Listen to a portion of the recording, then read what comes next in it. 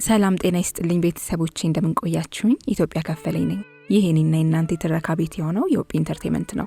ዛሬ ከሼልፌ ላይ ለእናንተ ምንዱባን የተሰኘውን ተወዳጅ ታሪክ መርጬ የላችኋለሁ። ምንዱባን በቪክተር ሂዮጎ ሌ ሚዘራብል ተብሎ የተጻፈ በዮሐንስ ገብረ ጻድቅ ደግሞ ምንዱባን ተብሎ የተተረጎመ ተወዳጅ መጽሐፍ ነው። እንደምትወዱት እርግጠኛ ነኝ። ትረካውን ከወደዳችሁት ፍቅራችሁን በላይክ ግለጹልኝ። እንዲሁም ደግሞ ሐሳብ፣ አስተያየት፣ አድናቆትም ካላችሁ እንዲተረክላችሁ የምትፈልጉትን መጽሐፍ ካለ በኮሜንት ሴክሽናችን ላይ ጻፉልን። ሼር በማድረግ ለወዳጆቻችሁ ትረካ መጋበዝንና የቻናሉን ቤተሰብ ማብዛትም እንዳትረሱ። ለምትሰጡኝ ፍቅርና አድናቆታችሁ የከበረ ምስጋናዬን አደርሳለሁ። ፍቅር ይበልጣል ከክብር። የኦፒ ኢንተርቴንመንት። ምንዱባን።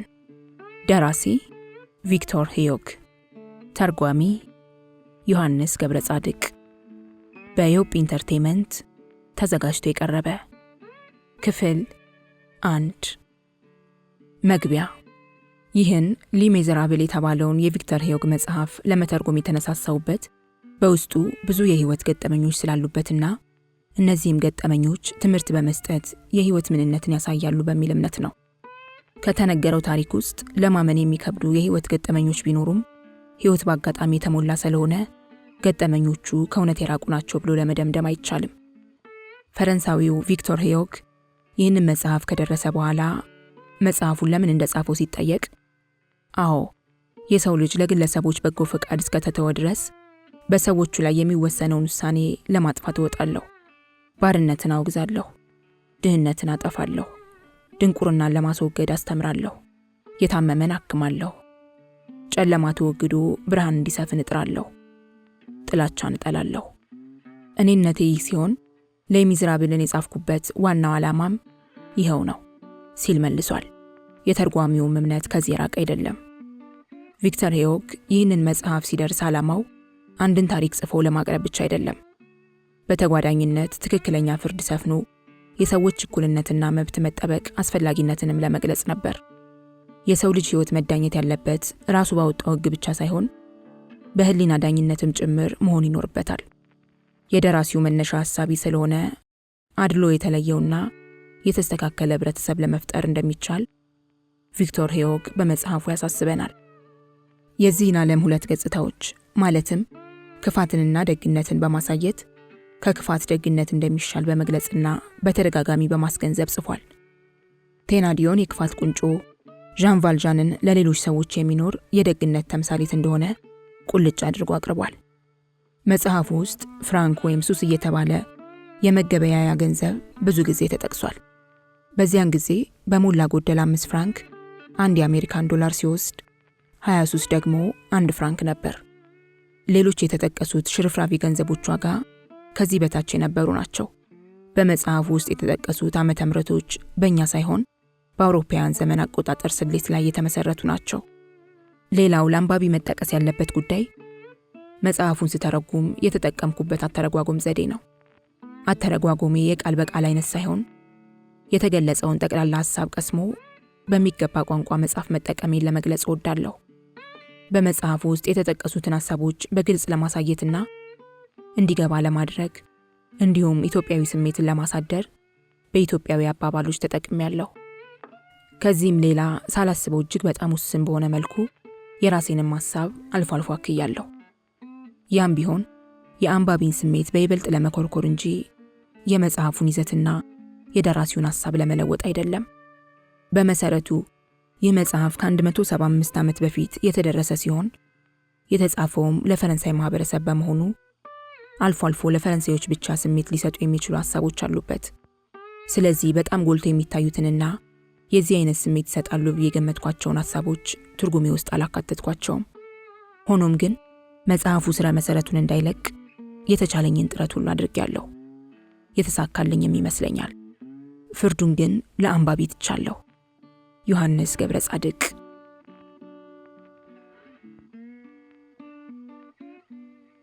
ምዕራፍ 1 ቀና ሰው።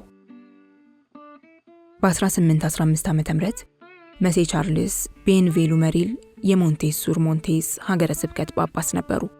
ዕድሜያቸው 75 ዓመት ሲሆን የሞንቴስ ሱር ሞንቴስ ሀገረ ስብከት ጳጳስ ሆነው የተሾሙት በ1806 ዓ.ም ነው። ጳጳሱ ወደ አገረ ስብከታቸው ሲመጡ እህታቸው ወይዘሪት ፓፒስታን አብረዋቸው ነበር የመጡት። እህትየዋ ምንም እንኳን ትዳር ባይመሰርቱም የዕድሜ ባለጸጋ ስለነበሩ ወንድማቸውን በ10 ዓመት ይበልጧቸዋል። ከጳጳሱ ቤት ሌላም ሴት ነበሩ። እኚህ ሴት በዕድሜ የወይዘሪት ፓፒስታን እኩያ ናቸው። ሴትየዋ ወይዘሮ ማግረዋል ይባላሉ። እኚህ ሴት ቀደም ሲል የሌላ ሰው አገልጋይ ሆነው ሰርተዋል። በዚያን ጊዜ ግን የወይዘሪት ፓፒስታንና የጳጳሱ ቤት ጠባቂ ሆነው ተቀጥረው ይሰራሉ። ጳጳሱ ከሀገረ ስብከታቸው እንደደረሱ በሀገሩ ደንብና ስርዓት መሰረት ከፊልድ ማርሻል ቀጥሎ ያለው ሹመት ይሰጣቸዋል። የክፍለ ሀገሩ መሪና የማዘጋጃ ቤቱ ሹም ከመኖሪያ ቤታቸው ድረስ ሄደው እንኳን ደህና መጡ በማለት እጅ ይነሷቸዋል። አቡኑም በተራቸው ከዚያ ለተገኙ ከፍተኛ ባለስልጣናት ቡራኪ ይሰጣሉ። የከተማው ሕዝብን በነቂስ ወጥቶ አዲስ የተሾሙለትን ጳጳስ ለማየት ይጠባበቃል። የጳጳሱ ቤት የተሰራው ከአንድ ከታወቀ ሆስፒታል አጠገብ ሲሆን ቤቱ እጅግ በጣም ሰፊና ያማረ ነው። ሆስፒታሉ የተገነባው ከረባዳ ስፍራ ላይ ሲሆን ግቢው እንደ ጳጳሱ ቤት ስፋት የሌለው ነው። ጳጳሱ ወደዚያ በሄዱበት በ3ኛው ቀን ሆስፒታሉን ይጎበኛሉ። ከጉብኝቱ በኋላ የሆስፒታሉ አስተዳዳሪ ከቤታቸው ድረስ መጥቶ እንዲያነጋግራቸው ጋበዙት። አስተዳዳሪው ከጳጳሱ ቤት ይሄዳል። ከቤታቸው በመጣ ጊዜም ሆስፒታላችሁ ውስጥ ስንት በሽተኞች አሉ ብለው አስተዳዳሪውን ሲጠይቁት 26 አላቸው። ቁጥራቸው እኔ ከቆጠርኩት ጋር ስለሚገጣጠም አልተሳሳትኩም ማለት ነው አሉ ጳጳሱ። ከዚያም ጳጳሱ የቤታቸውን አዳራሽ ባይናቸው ቃኙት። አመለካከታቸው አዳራሹን ባይን የሚለኩና የሚያከፋፍሉ ይመስል ነበር። አዳራሹ ብቻ እስከ 20 አልጋ ሊይዝ ይችላል አሉ በውስጣቸው። ከዚያም ድምፃቸውን ከፍ አድርገው ቀጥሎ ያለውን ተናገሩ። ወዳጄ የምለውን አጢነህ አድምጠኝ። ከዚያ አካባቢ አንድ የሆነ ስህተት የተፈጸመ ይመስለኛል። እናንተ የያዛችሁት ቤት 5 ወይም 6 ጠባብ የሆኑ ክፍሎች ናቸው ያሉት። ከነዚያ ጠባብ ክፍሎች ውስጥ 26 ሰዎች ይተኛሉ። እኛ ደግሞ 3 ሰዎች ብቻ ሆነን እያለ የያዝነው ቤት እጅግ በጣም ትልቅ ነው። እኛ የያዝነው ቤት እስከ 60 ሰው ሊያስተኛ ይችላል። ታዲያ ይሄ ጉዳይ ያመዳደብ ችግር ያለበት አይመስልህም? ስለዚህ የእኛን ቤት አንተ ብትወስድ፣ ያንተን ቤት ደግሞ እኛ ብንወስድ ይሻላል። በሚቀጥለው ቀን 26ቱ በሽተኞች ወደ ጳጳሱ ቤት ተዛወሩ። ጳጳሱም ሆስፒታሉን ተረከቡ። ወሬው ከተማው ውስጥ ይኖር ከነበረው ሰው ሁሉ ጆሮ ውስጥ ገባ። በዚህ የተነሳ በጥቂት ቀናት ውስጥ የጳጳሱን በጎ ምግባር በመከተል ለበጎ ተግባር የሚውል እርዳታ ከያለበት ይጎርፍ ጀመር። በየቀኑ ከጳጳሱ ቤት በር የሚያንኳኳ ሰው ቁጥር እየበረከተ ሄደ። ሆኖም የሚመጣው ሰው ሁሉ እርዳታ ለማድረግ የመጣ ብቻ ሳይሆን ምጽዋት ለመቀበልም ነበር። ዓመት ባልሞላ ጊዜ ውስጥ ጳጳሱ የብዙ ችግረኞች ቀላቢ፣ ምጽዋት ሰጪና ገንዘብ ሰብሳቢ ሆኑ። ብዙ ገንዘብም ከጳጳሱ እጅ ውስጥ እየገባ ለድሃ ይሰጥ ጀመር።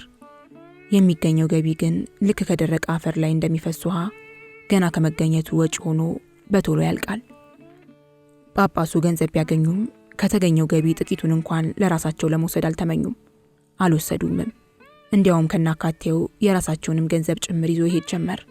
ጳጳሳትን ከስማቸው አስቀድሞ ንጽህናቸውን ለማረጋገጥ ብፁዕ ወቅዱስ እያሉ መጥራት የተለመደ ቢሆንም በዚህ አካባቢ ይገኙ የነበሩት ነዳያን ፍቅራቸውንና ቅርበታቸውን ለመግለጽና የጳጳሱን ደግነት ለማውሳት ብፁዕ ወቅዱስ በማለት ፋንታ አባ ደጉ እያሉ ይጠሯቸዋል። እኚህ ደግ ሰው በ1815 ዓ.ም ምንም እንኳን 75 ዓመት ቢሞላቸውም ከ60 ዓመት በላይ የሞላቸው አይመስሉም ነበር። ቁመታቸው እጅግም ረጅም ሳይሆን መጠነኛ ሆኖ ሰውነታቸው ደልዳላ ነው። ክብደታቸውን ለመቆጣጠር በእግር መሄድን ያዘወትራሉ። ሲራመዱም መሬት በኃይል እየረገጡ ከወገባቸው ትንሽ ጎበጥ ብለው ነው። የልጅ ፈገግታን በተጎናጸፈ አንደበት ሲናገሩ የሰማቸው ሁሉ ከግርማ ሞገሳቸው ብዛት የተነሳ የመንፈስ እርካታን ያገኛል። ከመላ ሰውነታቸው ደስታ የሚፈልቅና የሚንጸባረቅም ይመስላል። ደስታ የተቆራኘው አካላቸውና ወተት የመሰለው ጥርሳቸው ፈገግ ያሉ እንደሆነ ጨዋ፣ ደግና ዕድሜ የተቸረ ሽማግሌ እያል ለደጋግ ሰዎች የምንሰጠው ቅጽል ሁሉ ከኚህ ሰው ሰውነት ላይ ጎልቶ ይታያል። ለመጀመሪያ ጊዜ ያያቸው ሰው እንኳን ስለ ብቃታቸው፣ ስለ ደግነታቸውና ስለ ስብዕናቸው አይጠራጠርም። አንድ ሰው ለተወሰነ ጊዜ ከጳጳሱ ጋር ቢቆይና በሐሳብ ባህር ተውጠው ቢያያቸው መንፈስ ቅዱስ ቀርቧቸው ቀስ በቀስ መለወጣቸውን ይገነዘባል። ግርማ ሞገሳቸው በቃላት ለመግለጽ በማይቻል መልኩ ያስፈራል። ሰፊውና ኮስታራው ፊታቸው እንዲሁም ሻሽ የመሰለው ጸጉራቸው ክብር የተጎናጸፈ ለመሆኑ በግልጽ ይታያል። ይሄው ግርማ ሞገሳቸው ከውስጥ እየፈለቀ ሲወጣ የሚያልቅ ቢመስልም ያንጸባራቂነት ኃይሉ ግን ብርታት እንዳለው አያጠራጥርም። እንዲያውም ከናካቴው አንድ ሰው ሁኔታቸውን በጥሞና ሲመለከት መልአክ በፈገግታ ጊጡ ያየኛል የሚል ስሜት ይፈጥርበታል። እኚህ ካህን የሚያሰላስሉት ስለ ከበረ እንጂ ስለ ርካሽ ጉዳይ ላለመሆኑ ጥርጣሬ አይገባውም። ጸሎት ማድረስ፣ ምጽዋት መስጠት፣ የመንፈስ ስቃይ የደረሰበትን ማጽናናት፣ ወንድማማችነትን መስበክ፣ ይህም ኑሯቸው በበጎ ሐሳብ፣ በምርጥ ቃላትና በበጎ ተግባር የተሞላ አደረገው። ሁለቱ ሴቶች ሲተኙ ክረምት ይሁን በጋ ብፁዕነታቸው ወደ ጓሮ ሄደው አትክልት ውስጥ በመቀመጥና ፈጣሪያቸውን በማሰብ ለአንድ ወይም ለ2 ሰዓት ከዚያ ካልቆዩ ኑሯቸው የተሟላ አይመስላቸውም። ሐሳባቸውን ሰብስበውና የመንፈስ እርካታን ተጎናጽፈው የምሽቱን ሰላምና ጸጥታ ሌሎች ዓለማዊ ሰዎች ሊያገኙት ከሚችሉት እርካታ ጋር እያነጻጸሩና የከዋክብትን ብዛት እየተመለከቱ ነው ከአትክልቱ ስፍራ የሚንሸራሸሩት። በዚያች ሰዓት አበቦች የሚለግሱትን መልካም መዓዛ እየማጉ ጥቅጥቅ ካለ ጨለማ ውስጥ እንደ በራ ሻማ ብቻቸውን በፍጥረታት መካከል በደስታ የተዋበው ነፍሳቸውን ዘርግተው ከአንድ ስፍራ ይቆማሉ። አእምሯቸው ውስጥ ምን እንዳለ ቢጠየቁ መልሱን አያውቁትም። ሆኖም ከሰውነታቸው ውስጥ የሆነ ነገር ወጥቶ እንደሚሄድና ሌላ ነገር ደግሞ ከሰውነታቸው ላይ እንደሚያርፍ ይሰማቸዋል። ለማንኛውም አንድ አይነት ምስጢር በውስጣቸው መከናወኑን ዘወትር ይገነዘባሉ። እኚህ ዕድሜ የጠገቡና ፈጣሪያቸውን የቀረቡ ካህን የረፍት ጊዜያቸውን የሚያጠፉት ቀን ቀን አትክልት በመኮትኮት ሲሆን ማታ ማታ ደግሞ በጸሎት ፈጣሪያቸውን በማመስገን ስለሆነ ከምድራዊ ዓለም ሌላ የሚፈልጉት ነገር አልነበራቸውም። ምድር በአበባ ሲደምቅና ሰማይ በከዋክብት ሲያጌጥ በተመለከቱ ቁጥር የመንፈስ እርካታ አግኝተው ልባቸው ይፈካል። ምዕራፍ 2 ውድቀት። ዘመኑ 1815 ዓመተ ምህረት ወሩ ደግሞ ጥቅምት ነው። ፀሐይዋ ልትጠልቅ 1 ሰዓት ያህል ሲቀራት አንድ በእግሩ የሚጓዝ ሰው ከትንሽቱ ሞንቴስ ሱር ሞንቴስ ከተማ ይደርሳል። ከግል ቤቶቻቸው መስኮት አጠገብና ከመስሪያ ቤቶቻቸው በራፍ የቆሙ ሰዎች ግለሰቡን ሲያዩ ለጨዋነቱ ጥርጣሬ ይገባቸዋል። ሆኖም ከግለሰቡ ይበልጥ የቁም ስቃይ ያየና የመከራ ሕይወት ያሳለፈ ሰው እንደሌለ ከገጽታው ያነባሉ። የሰውየው ቁመት መካከለኛና አጥንት ወፍራም ሲሆን በአፈጣጠሩ ግዙፍና ወፈር ያለ ነው። ዕድሜው የሙሉ ሰው ይመስላል። ምናልባትም 46 ወይም 47 ይሆነዋል ሲሉ ከዚያ የነበሩ ሰዎች ገምተዋል። የከረረ ፀሐይ ጨረርና ከሰውነቱ የወጣው ላብ ያጠቋቆረውና ያንገላታው ኮፍያ ፊቱን በከፊል ሸፍኖበታል። በአንድ በኩል ቀደም ሲል ከአካሉ የወጣው ላብ ፊቱ ላይ ደርቆና አዲስ የሚወጣውም ላብ ከፊቱ ሲወርድ ያየ ሁሉ ሰውየው እጅግ የደከመው ለመሆኑ አልተጠራጠሩም። የለበሰው ሸካራና ቢጫ ቀለም ያለው ሸሚዝ ከብዙ ቦታ ላይ በመቦጫጨቁ የደረቱን አጥንት ለፀሐይ አጋልጦ ከሲታነቱን በማሳየት ያሳጠዋል። ሸሚዙን ንፋስ ይዞበት እንዳይሄድ ይመስላል። በከረባትና አሮጌ መስቀል በተንጠለጠለበት ገመድ ያስያዘውና ያሰረው። የታጠቀው ሱሪ ሰማያዊ ቀለም ያለው ሲሆን እሱም እጅግ ያረጀ ለመሆኑ የሚታይ ነው። ሱሪው ጉልበቱ ላይ ሳስቶ ሲነጣ ሌላው ጎኑ ተቀዳዷል። የሱሪው ሌላኛው ጎን የተቦጫጨቀና የተቀዳደደ ነው። አረንጓዴ ጨርቅ የተጣፈበትና ግራጫ መልክ ያለው አሮጌ ሰድርያም ደርቧል። በምናምን የተሞላ አዲስ አቁማዳ ከዱላ ጋር በማያያዝ በጀርባው በኩል አንጠልጥሏል። ከአንድ እጁ ሌላ ትልቅ ቋር ያለው ዱላ ይዟል። የተንሻፈፈና በአንድ ጎኑ የተቀዳደደ አሮጌ ጫማ ያለ ካልሲ አጥልቋል። ጸጉሩን ከተላጨው ጥቂት ስለቆየ ጅፍ ያለ ጸጉሩ አብቅሏል። ጢሙን በኃይል አድጓል። ላቡና የሰውነቱ መዛል በእግር ብዙ መጓዙን ያመለክታሉ። ከላዩ ላይ የፈሰሰው አዋራ ለሰውየው መጎሳቆል ሌላ ማስረጃ ነው። ይህ ሰው ከከተማው ውስጥ እንደገባ ወደ ግራ ታጥፎ ማዘጋጃ ቤት ወደሚገኝ ሰፈር ያመራል። ከዚያም ከማዘጋጃ ቤቱ ሹም ቢሮ ገብቶ ለ15 ደቂቃ ያህል ጊዜ ከቆየ በኋላ ይወጣል። ቀጥሎ መንገደኛው ማረፊያ ቤት ወዳለበት ሰፈር ይጓዛል። የሄደበት ማረፊያ ቤት በከተማው እጅግ የታወቀና ምርጥ ከሚባሉት አንደኛው ነው። በቀጥታ ወደ ማረፊያ ቤቱ ወጥ ቤት ሄደ። የወጥ ቤቱ የጓሮ በር ሰውየው ከመጣበት ጎዳና በኩል ስለነበር መንገደኛው ወደ ማረፊያ ቤቱ የገባው በዚያ በኩል ነው። ወጥ ቤቱ ውስጥ እንጨት ተያይዞና ድስት ተጥዶ እሳቱ በኃይል ይንቦገቦጋል። የወጥ ቤቱ ኃላፊ ኃይለኛው እሳት ከሚነድበት ርቆ በችኮላ እየተራመደ የምግቡን ሁኔታ ይቃኛል። የምግቡ ዝግጅት መጠናቀቁን የሚጠብቁ ሌሎች መንገደኞች ቀጥሎ ከነበረው ክፍል ውስጥ ሲስቁና ሲጫወቱ ይሰማል። የሚዘጋጀው ምግብ መልካም ቃናና መዓዛ እንኳን ለሚያሸተውና ለሚቀምሰው በጎዳና ላይ ለሚያልፈው ጭምር ከሩቅ የሚጠራ አይነት ስለነበር ከዚያ ቤት የገቡ ሰዎች ምን አይነት እንደነበሩ ለመገመት ያስችላል። የወጥ ቤቱ ኃላፊ በር ሲከፈት ሰምቶ እንግዳ መግባቱን ስለተገነዘበ አንገቱን ሳያቃና ጌታዬ ምን ይፈልጋሉ ብሎ ሲጠይቅ የሚላስ የሚቀመስና ማደሪያ ነው የምፈልገው የሚል መልስ ያገኛል።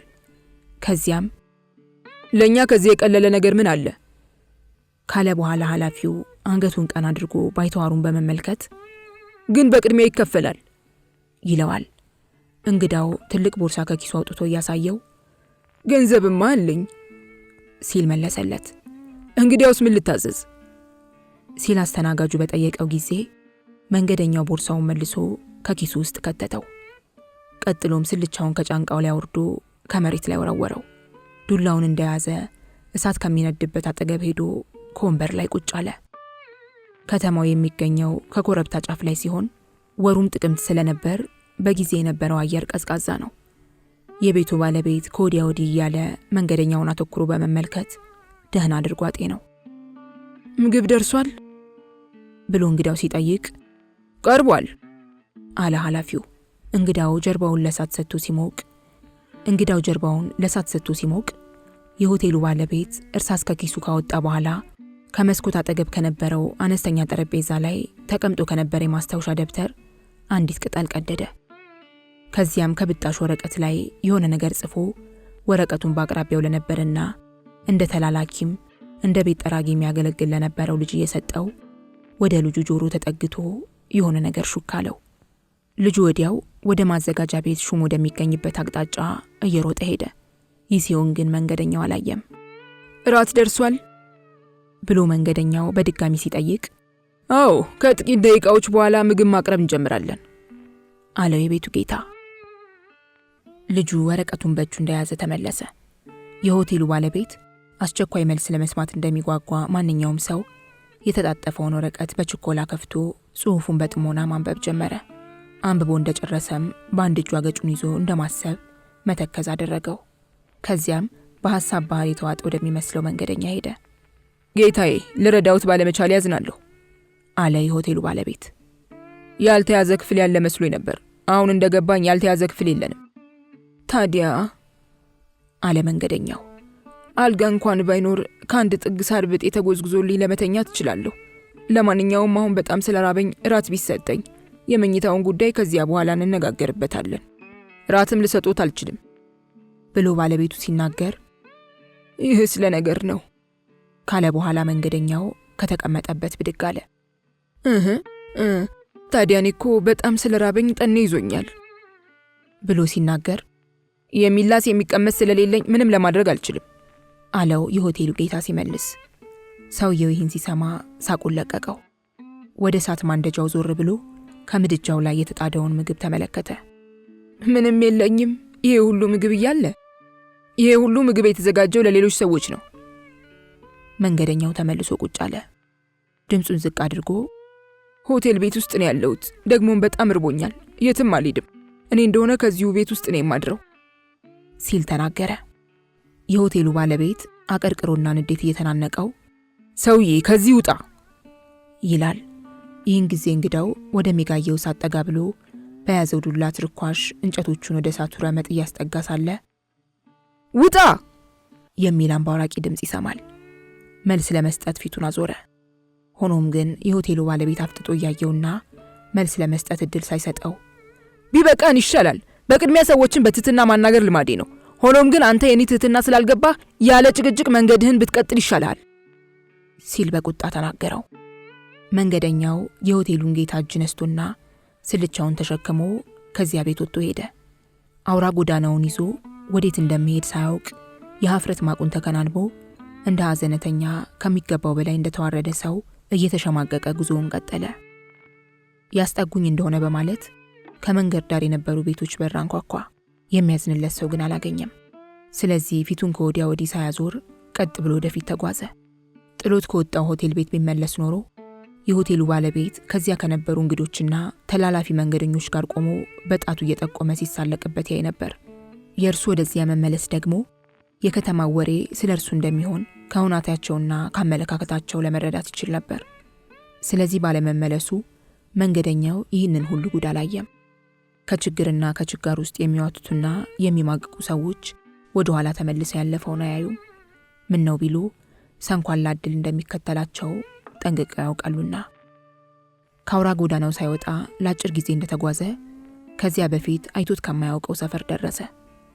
በሐዘን የተጨማለቀና እጅግ የተከፋ ሰው ድካም እንደማይሰማው ሁሉ እሱም ምንም እንኳን ብዙ ቢጓዝም የድካም ስሜት አልተሰማውም። ነገር ግን ከባድ የረሃብ ስሜት አንጀቱን ሞርሙሮታል። ሐሞቱ ሲንሰፈሰፍ ተሰማው። ጊዜው እየመሸ ስለሄደ ምድር በጨለማ ልትሸፈን ብዙም አልቀራትም። ከተባረረበት ሆቴል ቤት ጀምሮ ከኋላ ኋላው ይከተሉት የነበሩ ልጆች ድንጋይ ወረወሩበት። በቁጣ ወደ እነሱ ዞሮ በያዘው ዱላ ሲያስፈራራቸው እንደ ወፍ መንጋ ተበተኑ። ከአንድ እስር ቤት በራፍ እንደደረሰ ከደውል ጋር ተያይዞ በር ላይ የተንጠለጠለ የብረት ሰንሰለት አየ። ወደ ኋላ መለስ ብሎ ደውሉን ደወለው።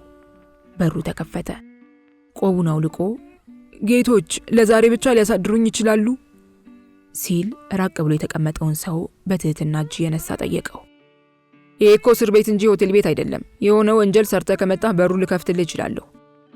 የመልስ ሰጪው ድምፅ ራቅ ካለ ስፍራ እንደመጣ ያስታውቃል። በሩ ተመልሶ ተዘጋ። የዘበኞች ኃላፊ ነበር የተናገረው። ቀኑ እየመሸ ነው። ቀዝቃዛ አየር በአካባቢ ከነበረ ተራራ መንገደኛው ወደ ነበረበት አካባቢ በኃይል ይነፍሳል። እግሩ እየከበደው ቢሄድም ባይተዋሩ ሰው መራመዱን ቀጠለ። ከከተማው እንደወጣ ለማደሪያ የሚሆነው የትልቅ ዛፍ ከለላ ወይም የተከመረ የድርቆሽ ሳር እንደሚያገኝ ተስፋ አደረገ። ቢሆንም እንዳቀረቀረ ጉዞውን ተያያዘው።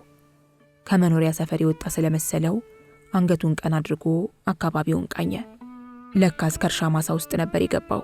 ከፊት ለፊቱ ከሚገኘው ጉብታ መሬት ላይ የነበረው እህል ታጭዶና ተወቅቶ ስለነበር አሁን የሚታየው ገለባ ብቻ ነው። አካባቢው ሁሉ የተላጨ ጸጉር መስሏል። ሰማዩ ጨልሞ ድቅድቅ ያለው ደመና በአካባቢው ከሚገኝ ኮረብታ ላይ ያረፈ አስመስሎታል። አልፎ አልፎ የሚታዩት ከዋክብት ብቅ ጥልቅ እያሉ ነፋስ እንደሚያወዛውዘው ኩራዝ ከወዲህ ወዲያ እያሉ ይንከራተታሉ ለማለት ያስችላል። ጨረቃዋን ብትሆን ሳሳ ያለ ደመና ሲያጋጥማት ነጭ መስመር የዘረጋች ይመስል ብልጭ ድርግም ትላለች።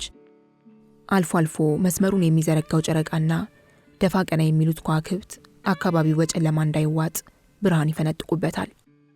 ስለዚህ መሬቱና ሰማዩ ጨርሶ አልጨለመም ነበር። አካባቢው ግን በጣም ያስፈራል። ከጉብታውና ከተንጣለለው ሜዳ ላይ ከአንድ ቅርጸ ቢስ ከሆነ ዛፍ ሌላ በአካባቢው በጉልህ የሚታይ ሌላ ነገር የለም። ዛፉ መንገደኛው ከነበረበት ብዙም ሩቅ አይደለም። ባይተዋሩ ሰው ሁኔታው ስላላማረው ወደ መጣበት ተመለሰ። ጊዜው ከምሽቱ ወደ 2 ሰዓት ገደማ ይሆናል። ሰውየው አካባቢውን ስለማያውቅ መንገድ እንደመራው ዝም ብሎ ተጓዘ። የከንቲባውን ቤት እንዳለፈ ከሆነ ትምህርት ቤት አካባቢ ደረሰ። ትምህርት ቤቱን እንዳለፈ የቤተ ክርስቲያን ቅጥር ግቢ ስላጋጠመው ቤተ ክርስቲያኑን እያየ እጁን ጨብጦ ወደ ሰማይ አንጋጠጠ። ከቤተ ክርስቲያኑ ፊት ለፊት የሆነ ማተሚያ ቤት አለ። ሰውየው ድካም አወራጭቶት ስለነበር ከዚያ የተሻለ ስፍራ ሳይፈልግ ከማተሚያ ቤቱ አጠገብ ከነበረው የድንጋይ መቀመጫ ላይ ጋደም አለ። ወዲያው እንደተጋደመ አንዲት አሮጊት ከቤተ ክርስቲያኑ ወጥተው ወደ እርሱ መጡ። ወዳጄ ከዚህ ምን ታደርጋለህ? ብለው ሲጠይቁት መጥፎ መልስ እንደሰጣቸው ሳይታወቀው የኔ ያዘኝ ቂቤ አንጓች መተኛቴ ነዋ ሲል በቁጣና በድፍረት መለሰላቸው። ክብር የሚገባቸው አዛኟና ደጓ ሴት ማዳም ላማርኮዝ ይባላሉ። እንዴ ከድንጋይ ላይ አሉ ሴትየዋ። ሌሊቱን በሙሉ ከድንጋይ ላይ ተኝተህ በቀላሉ ሊነጋልህ አይችልም። ብዙ መንገድና ረሃብ እንዳንገላታህና ብርድ እንዳሰቃየህ ሰውነት ይመሰክራል። የሚያስጠጋ አላገኘህም? ሲሉ በሐዘኔታ ጠየቁት። ብዙ ቤት ሞከርኩ፣ የየቤቱን ደጃፍ አንኳኳሁ ሲላቸው እና አሉት። ሁሉም ሰው ከበራፌ ይድልኝ አለ እንጂ ሊያስጠጉኝ አልፈቀዱም። ደጓ ሴት የሰውየውን ጀርባ እየዳበሱ ከአደባባዩ ባሻገር የሚታየውንና ደጓ ሴት የሰውየውን ጀርባ እየዳበሱ ከአደባባዩ ባሻገር የሚታየውንና ከደጉ ጳጳስ ቤት አጠገብ የሚገኘውን ቤት እያሳዩ ያንን ቤት ሞክረሃል ብለው ሲጠይቁት አዎ እርሱንም ሞክሬያለሁ አላቸው። ከዚያ ማዶ ከሚታየው ቤትስ ሲሉት የለም የሚል መልስ ሰጣቸው። ከዚያ ሞክር እስቲ ብለውት ሄዱ። እኛ ደጉ ጳጳስ ከተማ ውስጥ ሲዘዋወሩ ስለቆዩና ስለደከማቸው ያን ዕለት ማታ ከክፍላቸው ሳይወጡ ከዚያው ቆዩ። በዕለቱ ብዙ ሥራ ስለነበራቸውም ስራዬን ለመጨረስ ማምሻዬን ከዚሁ ቆያለሁ ብለው ስለወሰኑ ከዚያው አመሹ። ስለዚህ እስከ ምሽቱ 2 ሰዓት ድረስ ከክፍላቸው አልወጡም። እንደ ወትሮ ከጳጳሱ አልጋ አጠገብ ከነበረው ቡፌ ጠረጴዛ ውስጥ ከብር የተሰሩ ሳህኖችን ለማውጣት ማዳም ማግለዋር ከክፍሉ ሲገቡ ጳጳሱ ጉልበታቸው ላይ ብጣሽ ወረቀትና የማስታወሻ ደብተር አስቀምጠው የሆነ ነገር ሲጽፉ ነበር። ሴትየዋ ከተመለሱ በኋላ ጥቂት ቆይቶ ገበታ እንደቀረበና እህታቸው እንደሚጠብቋቸው በመገመት ደጉ ጳጳስ ወደ ምግብ ቤት ሄዱ። ምግብ ቤቱ ያለበት ስፍራ የ4 ማዕዘን ቅርጽ ያለው አይነት ሆኖ የእሳት ማንደጃ ምድጃም አለው። ካስፈለገም ወደ አውራ ጎዳና የሚያስወጣ በርና በአትክልቱ በኩል ደግሞ ሰፋ ያለ መስኮት አለው። መዳም ማግለዋር ገበታ ሰርተው እንደጨረሱ ጠረጴዛውን እያስተካከሉ ከማድሟዜል ባፒስታን ጋር ጨዋታ ጀመሩ። ከገበታው አጠገብ አነስተኛ ጠረጴዛ ላይ ሻማ በርቶ እየተቀጣጠለ ነው። ከእሳት ማንደጃው ውስጥ የተቀጣጠለው እሳት ከባድ ፍም ስለነበረው ክፍሉ ባጭር ጊዜ በጣም ሞቀ። የቤታቸው በር እንዴት ብሎ መቆለፍ እንዳለበት መዳም ማግለዋር ከእህትየዋ ጋር ሲያወጉ ጳጳሱ ይገባሉ። ማዳም ማግለዋር ለራት የሚሆን ሸቀጣሸቀጥ ለመግዛት ወደ ገበያ በሄዱ ጊዜ አንድ መግቢያ ያጣ ማጅራት መቺ ከተማ መግባቱንና ይህ ሰው በጊዜ ከየቤታቸው የማይገቡ ሰዎች ላይ አደጋ ሊያደርስ እንደሚችል ሲወራ ሰምተዋል። ሁለቱ ሴቶች ስለዚሁ ጉዳይ ሲያወሩ ነው ጳጳሱ ከምግብ ቤቱ የገቡት። ጳጳሱ እንደገቡ እህታቸው አባታችን መዳም ማግለዋር የሚያወሩትን ሰምተዋል ሲሉ ጠየቋቸው። የምታወሩት ነገር ግልጽ ባይሆንልኝም በመጠኑ ሰምቻለሁ አሉ ጳጳሱ። ከዚያም ፊታቸውን ወደሚንቦገቦገው እሳት በማዞርና እጆቻቸውን ከጉልበታቸው ላይ በማሳረፍ አገልጋያቸውን እየተመለከቱ ምንድነው ጉዳዩ? የሚያስፈራ ነገር አለ እንዴ? ብለው ሲጠይቋቸው መዳም ማግለዋር እንደመጣላቸው ብዙም ሳያመዛዝኑ ወሬውን በማጋነን አወሩላቸው። ያለ መጫሚያ ባዶ እግሩን የሚጓዝ ማጅራት መቺ ሌባና ቀማኛ ከተማችን ውስጥ ገብቷል አሉ። ከኩዊን ላባር ሆቴል ሄዶ ማረፊያ ቢጠይቅ ከዚያ እንዲያድር ባለቤቱ አልፈቀዱለትም። ከመሸ በኋላ ደግሞ ከተማ ውስጥ ሲዘዋወር ብዙ ሰው አይቶታል። የያዘውን ስልቻ በገመድ አስሮና ትከሻው ላይ አድርጎ ነው ከቦታ ቦታ ይዟዟር የነበረው። ያዩት ሁሉ እንዳሉት መልኩም በጣም የሚያስፈራ ነው። እርግጠኛ ነሽ? ብለው ጳጳሱ ሲጠይቁ በታሪኩ የተመሰጡና ፍርሃት የሚያደረባቸው ስለመሰላቸው መዳም ማግለዋር ወሬያቸውን በኩራት ቀጠሉ። አዎ አባታችን፣ እርግጠኛ ነኝ። የማወራው ስለ እውነት ነው። በዛሬው ቀን ከተማችን ውስጥ አንድ ነገር እንደሚሆን የምጠራጠረው አይደለም። የከተማው ሰው ሁሉ ስለዚህ ጉዳይ ነው የሚያወራው። መድሟዜል ባፒስታን እንደምትለው በማለት ሴትየዋ ንግግሯን ስትቀጥል የጳጳሱ ጣልቃ ገብተው እኔ ያልኩት ነገር የለም ይላሉ። ተቃውሞውን እንዳልሰሙ መስለው መዳም ማግለዋር ልፍለፋቸውን ቀጠሉ። የዚህ ቤት ደህንነትን ብዙ የሚያስተማምን አይደለም አባታችን። የሚፈቅዱልኝ ከሆነ የቁልፍ ሰራተኛችን የድሮቹ መቀርቀሪያዎች መልሶ እንዲገጥማቸው ሄጄ ልንገረው። መቀርቀሪያዎቹ ለዛሬ ብቻ ሳይሆን ለወደፊትም ደህንነታችን ይረዳሉ። በቀላሉ የሚከፈት በር እጅግ አደገኛና አስፈሪ ነው። ይቅርታ ይደረግልኝና አባታችን እንደሆኑ እኩለ ሌሊት ቢሆን እንኳን ማንኛውም ሰው ቢመጣ ቤት ለእንግዳ ይግቡ የማለት ልምድ አለቦት። መቼም ስለዚህ ጉዳይ ፍቃድ መጠየቅ እንኳን አስፈላጊ እያሉ ሴትየዋ ሐሳባቸውን ሳያጠቃልሉ በር በኃይል ይንኳኳል። እንደ ልማዳቸው ጳጳሱ ይግቡ ባሉ ጊዜ በሩ ተከፈተና አንድ ሰው ቤተሰቡ ከነበረበት ክፍል ውስጥ ገባ። ያ ማደሪያ ፍለጋ ከቤት ቤት ከስፍራ ስፍራ ይንከራተት የነበረው መንገደኛ ነበር። ሰውየው በሩ መልሶ ሳይዘጋ አንድ እርምጃ ወደፊት ተራምዶ ቆም አለ። አቆማዳውን በጀርባው እንዳዘለና ዱላውን እንደያዘ ነው። የእሳቱ ወጋገን ከፊቱ ላይ ሲያርፍ ሸካራውና ድካም ያጎሳቆለው ፊቱ የጭካኔ ምልክት እንዳለው አጎላበት። ሆኖም ያ ስሜት ወደ ውስጥ የተቀበረ እንጂ በግልጽ ወደ ውጭ ወጣ አልነበረም። መላ ሰውነቱ ግን መናፍስት በአካል የታዩበት ነበር የሚመስለው። መዳም ማግለዋር ለመጮህ ቢፈልጉም የሆነ ነገር አቅም አሳጣቸው። ስለዚህ አፋቸውን እንደከፈቱ ደርቀው ቀሩ። መድሟዜል ባፒስታን ደግሞ ፊታቸውን ባዞሩ ጊዜ ሰውየው ወደ ውስጥ ሲገባዩ በፍርሃት ተውጠው ከመቀመጫቸው ብድግ አሉ። ከዚያም ዝግ ብለው ፊታቸውን ወደሚነደው እሳት አዙረው ወንድማቸውን ተመለከቱ። ከሰውየው ዓይን ሲርቁ መንፈሳቸው ትንሽ ተረጋጋ። ጳጳሱ ግን መንገደኛውን በጥሞናና በቅንነት ነበር ያዩት። ምን እንደሚፈልግ ሲጠይቁት ሌላ ነገር ለማለት እድል ሳይሰጣቸው ፈጥኖ የያዘውን ዱላ በሁለት እጁ ተመርኩዞና ከዚህ የነበሩትን ሁሉ አንድ ባንድ ቃኝቶ ድምፁን ከፍ አድርጎ መናገር ጀመረ። ተመልከቱኝ፣ ስሜ ዣን ቫልዣ ይባላል። የተፈረደብኝ ወንጀለኛ ነኝ። ለ19 ዓመት ታስሬያለሁ። ከ4 ቀን በፊት ነው ከስር የተፈታሁት። አሁን ወደ ፓንታሊዬ ነው የሚሄደው። ከስር ቤት በወጣሁበት ቀን ከቱሉን ተነስቼ በእግር እየተጓዝኩ ዛሬ እዚህ ደርሻለሁ። በዛሬው ቀን ብቻ 55 ኪሎ ሜትር ያህል ተጉዣለሁ። ማምሻዬን ከዚች ከተማ እንደገባው ወደ ሆቴል ቤት ሄጄ ማደሪያ እንዲሰጡ ይጠየቅኩ። ከስር ቤት የተሰጠ መታወቂያ ብቻ በመያዜ መኝታ ሊሰጡኝ አልፈለጉም። ወደ ወህኒ ቤት ሄጄ እንዲያሳድሩኝ ብጠይቃቸው ከዚያም አባረሩኝ። ከከተማ ወጣ ብዬ ከዛፍ ስር ለማደር ፈልጌ ነበር። ነገር ግን ጨለማውን ፈረሁት። ደመናም ስላንዣበበ ዝናብ ይዘንባል ብዬ ሰጋሁ።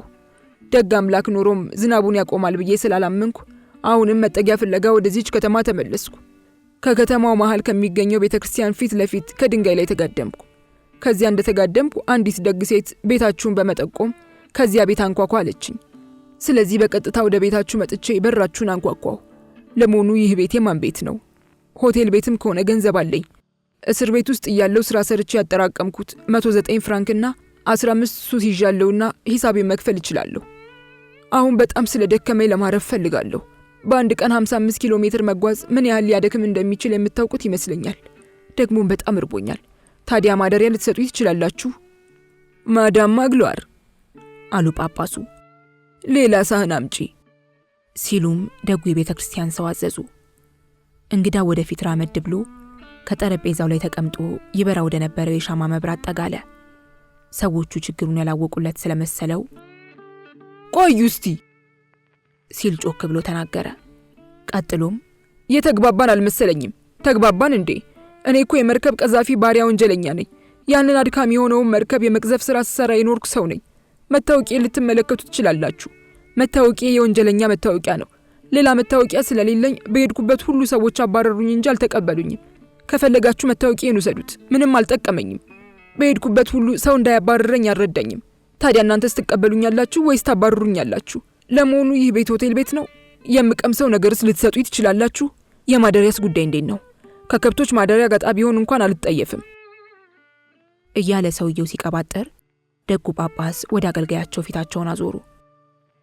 መዳም ማግለዋር፣ ከኔ መኝታ ቤት አጠገብ ካለው ክፍል ውስጥ የሚገኘው አልጋ ይነጠፍ። መዳም ማግለዋር ትእዛዙን ለመፈጸም ከክፍሉ ወጥተው ወደ ክፍሉ አመሩ። ደጉ ጳጳስ ፊታቸውን ወደ እንግዳው አዞሩ። ልጄ፣ ከእሳቱ አጠገብ ቁጭ በልና ሰውነትህን አሟሙቅ። በአጭር ጊዜ ውስጥ ገበታ ይቀርባል።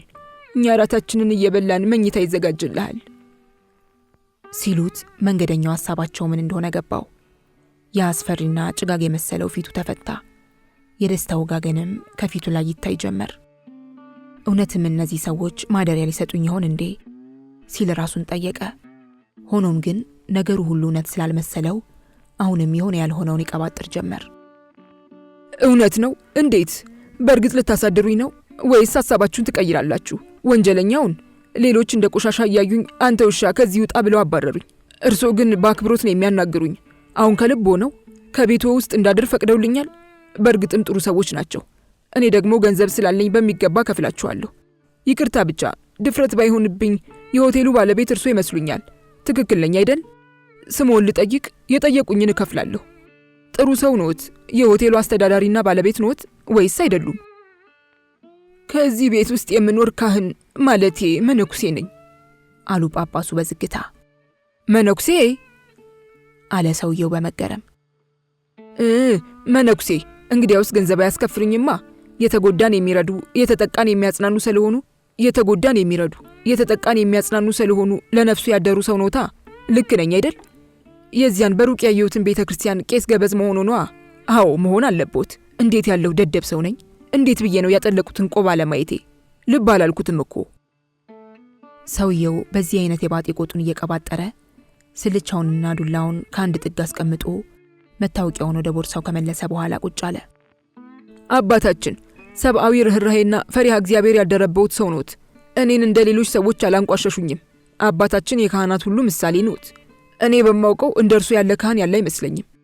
እንግዲያውማ ገንዘብ ልክፈል ብልም አይቀበሉኝም ማለት ነው ሲላቸው፣ የለም አልቀበልህም አሉ ጳጳሱ። ገንዘብህን ያዘው ካሉ በኋላ በኃይል ተነፈሱ። ሰውየው ግን ልፍለፋውን ቀጠለ። አባታችን ብፁዕ ቅዱስ የሚባሉና ስጋውን ረስተው ለነፍሱ ያደሩ ኖታ። ከዚህ አስከፊ እስር ቤት እያለው አንዳንድ ቀን እየመጡ የሆኑ ጳጳስ ትምህርት ይሰጡን ነበር። አንድ ቀን መጥተው ሲያስተምሩን ሰዎች አባታችን እያሉ ሲጠሯቸው ሰምቻለሁ። ጳጳሱ ማርሴይ ከተባለ ሀገር እንደመጡና የዚህ ሀገር ሊቀ ጳጳስ እንደሆኑ ነግረውኛል። በተጨማሪም እኚህ ሰው የጳጳሶች ጳጳስ ናቸውም ብለውናል። አዩ አባቴ እንዴት ብዬ እንደምዘባርቅ። እኔ እንደሆንኩ ምንንም አልያዝኩትም። አባታችን በመጀመሪያ ያሉኝ አልገባኝም ነበር። ይቅርታ ያድርጉልኝ። እኛ መሃይሞች እኮ ብዙ ነገር አናውቅም። እኛ ጳጳስ አንድ ቀን ከቤተ መቅደስ ገብተው ቅዳሴ መርተዋል። አንድ ሾል ያለና ከወርቅ የተሰራ ቆብ ከጭንቅላታቸው ላይ ደፍተው ሳለ የፀሐይ ጨረር ከሆነ ቦታ ገብቶ ካጠለቁት ቆብ ላይ ሲያርፍ እጅግ በጣም ያብረቀርቅ ነበር። በሰልፍ እንድንቆም ስለተደረገና እኛ ከነበርንበት ብዙም ብርሃን ስላልነበረ ጳጳሱ ጉልህ ሆነው አልታዩኝም። ንግግር ሲያደርጉልን ግን ታይተውኛል። ሆኖም በመካከላችን ርቀት ስለነበረ የሚሉትን በጥራት ለመስማት አልቻልኩም። ጳጳስ ማለት የሆኑ መሰለኝ። እንግዳው ሲናገር ጳጳሱ እርሱ በእርግዱ የተወውን በር ሄደው ዘጉ። መዳም ማግለዋር ተጨማሪ ሳህን ይዘው መጥተው ከጠረጴዛው ላይ አኖሩ። መዳም ማግለዋር አሉ ጳጳሱ፣ አሁን ያመጣሽውን ሳህን እሳቱ ከሚነድበት ስፍራ ቀረብ አድርገሽ አኑሪው ካሉ በኋላ ወደ እንግዳው ፊታቸውን አዙረው የውጭ አየር በጣም ይቀዘቅዛል፣ ሳይበርድ አይቀርም ልጄ አሉት። ጳጳሱ ረጋ ባለ መንፈስና ለመስማት በሚጋብዝ ድምፅ ልጄ እያሉ በጠሩት ቁጥር የሰውየው ፊት ወገግ ይላል። ወንጀለኛን ልጄ እያሉ መጥራት ማለት ባህር ላይ ቁጭ ብሎ በውሃ ጥም ለተቃጠለ ሰው አንድ ብርጭቆ ንጹህ ውሃ እንደመስጠት ያህል እንደሆነ የሚጠራጠሩት አይደለም። የተናቀ ሰው ክብር ይጠማዋል። ፋኖሱ በቂ ብርሃን አያወጣም ብለው ጳጳሱ ሲናገሩ መዳም ማግለዋር ገባቸው። ስለዚህ ወደ ጳጳሱ መኝታ ቤት ሄደው 2 ከብር የተሰሩ ረጃጅም የሻማ ማብሪያ መጡ። ሻማ ለኩሰው ከሻማ ማስቀመጫ የብር ዕቃ ላይ ካኖሩ በኋላ ከምግብ ጠረጴዛው ላይ ያስቀመጧቸው። አባታችን አለ ሰውየው፣ ጥሩ ሰው ኖት። እኔን አልናቁኝም፣ አላንቋሸሹኝም። ቤቱ ውስጥ ከማስጠጋት አልፈው በትህትናና በአክብሮት ያናግሩኛል። ለእኔ ክብር ብለው ተጨማሪ ሻማ እንዲበራ አደረጉ። እኔም የህይወት ታሪኬን ሳልደብቅ ከየት እንደመጣሁና ምን ያህል የተሰቃየው ሰው መሆኔን ገለጽኩሎት። ካጠገቡ የተቀመጡት ደጉ ጳጳስ ቀስ ብለው የእንግዳውን እጅ ይዘው የሚከተለውን ተናገሩ። ማን እንደሆንክ እንድትነግረኝ አልፈልግም። ይህ ቤት የኔ ቤት አይደለም፣ የእግዚአብሔር ቤት እንጂ። ፈጣሪ የማንኛውንም ባይተዋር ችግር መከራና ስቃይ ያያል እንጂ ማንነቱን አይጠይቅም። አንተ ከባድ መከራና ስቃይ ደርሶብሃል፣ ብዙ ተርበሃል፣ ተጠምተሃል። ስለዚህ ቤቴ ቤትህ ሲሆን ለዚህም እንድታመሰግነኝ አልፈልግም። አስጠጋኝም ብለህ አትጠይቀኝ። ይህ ቤት ማረፊያ ለሚፈልግና ለተቸገረ እንጂ የማንም ቤት አይደለም። ማን ነው መንገደኛ? ማን ነው እንግዳ? እመነኝና አንተ ከኔ ይበልጥ ቤተኛ ነህ። ከዚህ ቤት ውስጥ ያለው ነገር ሁሉ ያንተ ነው። ያንተን ስም ማወቅ ለኔ አስፈላጊ አይደለም። ከዚህም በላይ አንተ ሳትነግረኝን ያውቀዋለሁ ሲሉት ሰውየው በመገረም አፉን ከፈተ። አዎ ስምህ ወንድሜ ነው አሉት ደጉ ጳጳስ። በቃ አባቴ ሲል ተናገረ። ከዚህ ቤት ውስጥ ስገባ ጠኔ ይዞ ያሰቃየ ነበር። አሁን ግን የደግነቱ ብዛት ይሁን እኔ እንጃ ምን እንደነካኝ አላውቅም። ምንም ነገር ሳልቀምስ ያ ሁሉ ረሃብ ተወግዶልኛል። ጳጳሱ እንደገና አተኩረው ከተመለከቱት በኋላ ብዙ መከራና ስቃይ ደርሶብሃል አሉት በድጋሚ። ወይ ጉድ! ያቺ ቀዩ ጥብቆ፣ የብረት ሰንሰለቱ፣ የእንጨት መኝታው፣ ቃል ቢተነፍሶ የማይሰማው የጨለማ ቤት፣ ቢታመም እንኳን ከዚያ ጨለማ ቤት በብረት ሰንሰለት ተጠፍሮ መኖሩ። ውሾች እንኳን ከዚያ የተሻለ ኑሮ ነው የሚኖሩት። 19 ዓመት 46 ዓመቴ ነው። ከዚህ ሁሉ ስቃይ በኋላ መታወቂያ የወንጀለኛ ነው። ባጭሩ ይሄው ነው የኔ ታሪክ። ይሁን አሉ ጳጳሱ። የስቃይና የመከራ ቤት ለቀህ ወጥተሃል። አሁን ግን እኔን ስማኝና ምክሬን ተቀበል። ያ አስፈሪና አሳዛኝ የሆነ ስፍራ በሰዎች ላይ ጥላቻና ቁጣ አሳድሮብህ የምትለቀው ከሆነ አንተም ራስህ አሳዛኝ ሰው ትሆናለህ። ልብህን በበጎ ፍቃድ በጨዋነትና በሰላም ሞልተህ የምትለቀው ከሆነ ግን ከሁላችንም በልጠህ ትገኛለህ ብለው ሲመክሩት መዳም ማግለዋር እራት ተዘጋጅቶ መቅረቡን ተናገረች። ከተሰናዳው ገበታ ላይ ሾርባ፣ ስጋ፣ የፈረንጅ አይብና ዳቦ ቀርቧል። የሚጠጣ የወይን ጠጅም ነበረ። ጳጳሱ ፊት ላይ የደስታና የእርካታ ስሜት እየታየ እንኳን ደህና መጣህ በማለት በፈገግታ የተሞላ ገጻቸውን ወደ እንግዳው በማዞር ራት ቀርቧል አሉት። ከእርሳቸው በስተቀኝ ከነበረው ወንበር ላይ እንዲቀመጥ ጋበዙት። ከእንግዳው ቀጥሎ በስተግራ በኩል መድሟዜል ባፒስታን ተቀመጡ። ጳጳሱ ማዕዱን ባርከው ከቀረበው ሾርባ ለራሳቸው አወጡ። ሰውየው ከቀረበው ምግብ ላይ ተረባረበበት። ከገበታ ላይ አንድ ነገር የጎደለ መሰለኝ አሉ ጳጳሱ በድንገት። ይህንንም ያሉት መዳም ማግለዋር ገበታ ሲያቀርቡ ለጊዜ ያዘጋጁት አስፈላጊ የነበሩትን 3 ከብር የተሰሩ ሳህኖች ብቻ ነበር። የቤቱ ባህል እንግዳ በመጣ ቁጥር ከብር የተሰሩ 6ቱንም ሳህኖች ከገበታው ጠረጴዛ ላይ መደርደር ሲሆን ይህም ለጉራ ሳይሆን ሌላም እንግዳ ቢመጣ ደስ ይለናል በማለት ችሮታቸውን ለማሳየት ነበር። መዳም ማግለዋር የጳጳሱ ሐሳብ ስለገባቸው ከመቅጽበት የተቀሩት ከብር የተሰሩ ሳህኖችን አምጥተው ገበታ ከቀረቡ ሰዎች ፊት ለፊት አኖሯቸው። ከራት በኋላ መዳም ማግለዋር ከብር የተሰሩ ሳህኖችን አነሱ። ጳጳሱ እህታቸውን ተሰናብተውና 1 የሻማ መብራት ለራሳቸው ሌላውን ለእንግዳው ለመስጠት 2 የሻማ መብራቶችን ይዘው ተነሱ። ከዚያም ልጄ ክፍልህን ላሳይህ ሲሉት እንግዳው ተከተላቸው። ለእንግዳው የተዘጋጀው መኝታ ከጳጳሱ መኝታ ቤት ቀጥሎ ከነበረው ክፍል ውስጥ ነው። እንግዳው ከጳጳሱ መኝታ ክፍል እያለፈ ሳለ መዳም ማግለዋር እነዚያን የሚያማምሩ የብር ሳህኖች ከጳጳሱ መኝታ ቤት ይገኝ ከነበረው ቡፌ ውስጥ ሲያስቀምጡ ዣን ቫልዣ አያቸው። ዘወትር መዳም ማግለዋር ከመተኛታቸው በፊት ሳህኖችን አጣጥበው ከቡፌ ውስጥ ነው የሚያኖሯቸው። እንግዳው ከመኝታ ክፍሉ እንደገባ መኝታው ሰው ያልተኛበት ነጭ አንሶላ መነጠፉን ተገነዘበ። የተሰጠውን ሻማ አስተካክሎ ክፍሉ ውስጥ ከነበረ አነስተኛ ጠረጴዛ ላይ ያስቀመጠው። ደጉ ጳጳስ መልካም እንቅልፍ፣ ደህና አደር። ላሞች ስላሉን ነገ ጠዋት ከመሄድ በፊት ትኩስ ወተት ጠጥተህ ትሄዳለህ አሉት። አመሰግናለሁ አባታችን በማለት መለሰላቸው። የምስጋና ቃሉን እንደሰጠ ወዲያው ከመቅጽበት እነዚያ 2 ሴቶች ከዚያ ቢኖሩ ውሃ ሊያደርጋቸው ይችል የነበረውን ነገር ይናገራል። ጳጳሱን እየተመለከተ ገጽታውን ቀያይሮ በዚያ በሻከረ ድምፁ አሁን ጥሩ ነው። ከመኝታ ቤቱ አጠገብ ነው እንድተኛ ያደረጉት። ለመሆኑ በነገሩ አስበውበታል? ነፍሰ ገዳይ ያለመሆኔን ማን የነገሩት ሲል ጠየቃቸው። እግዚአብሔር ያውቃል ሲሉ በእርጋታ መለሱለት። ከዚያ ምንም ሳይጨነቁና ድምፅ ሳያሰሙ ከራሱ ጋር እንደሚነጋገር ወይም በጥሞና ጸሎት እንደሚያደርስ ሰው ከንፈራቸውን ካነቃነቁና ሰውየውን ከባረኩ በኋላ በቀጥታ ወደ ክፍላቸው ሄደው ተኙ። ከዚያ ቤት የነበረው ሰው ሁሉ ተኝቶ እንቅልፍ ወሰደው።